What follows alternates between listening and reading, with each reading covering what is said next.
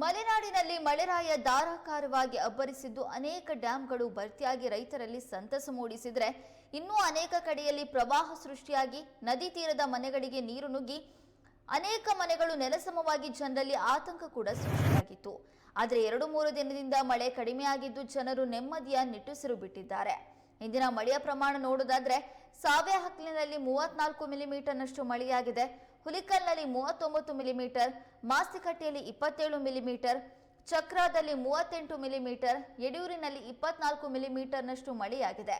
ಇನ್ನು ಮಾಣಿಯಲ್ಲಿ 26 ಮಿಲಿಮೀಟರ್ನಷ್ಟು ಮಳೆಯಾಗಿದ್ದು ಮಳೆಯ ಅಬ್ಬರ ಕಡಿಮೆಯಾಗಿದ್ರೂ ಅನೇಕ ಭಾಗಗಳಲ್ಲಿ ತುಂತುರು ಮಳೆ ಆಗ್ತಾನೆ ಇದೆ. ಕಳೆದ 1 ತಿಂಗಳಿನಿಂದ ಧಾರಾಕಾರವಾಗಿ ಮಳೆರಾಯ ಸುರಿತಾ ಇದ್ದು ಈಗ ಕೊಂಚ ಬಿಡುವು ನೀಡಿದ್ದಾನೆ.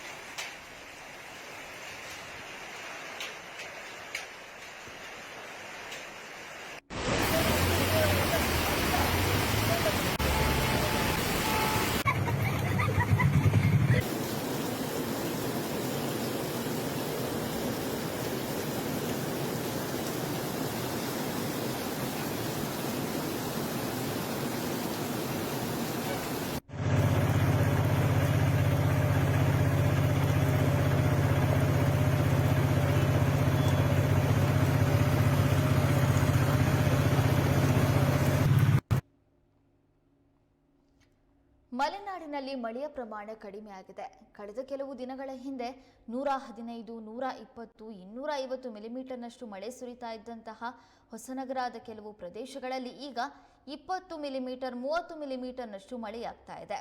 ಮಳೆ ಅಂದಾಗ ಮಲೆನಾಡಿನಲ್ಲಿ ನೆನಪಾಗುವಂಥದ್ದು ಹೊಸನಗರ ತಾಲೂಕು ಅಂದರೆ ತಪ್ಪಾಗೋದಿಲ್ಲ. ಇಡೀ ಮಲೆನಾಡಿನಲ್ಲಿ ಅತಿ ಹೆಚ್ಚು ಮಳೆ ಬೀಳುವಂತಹ ಪ್ರದೇಶಗಳು ಇರುವಂಥದ್ದು ಹೊಸನಗರದಲ್ಲಿಯೇ. ಮಾಣಿ, ಚಕ್ರ, ಸಾವೆಹಕ್ಲು ಭಾಗದಲ್ಲಿ ಅಪಾರ ಪ್ರಮಾಣದಲ್ಲಿ ಮಳೆಯಾಗುತ್ತೆ.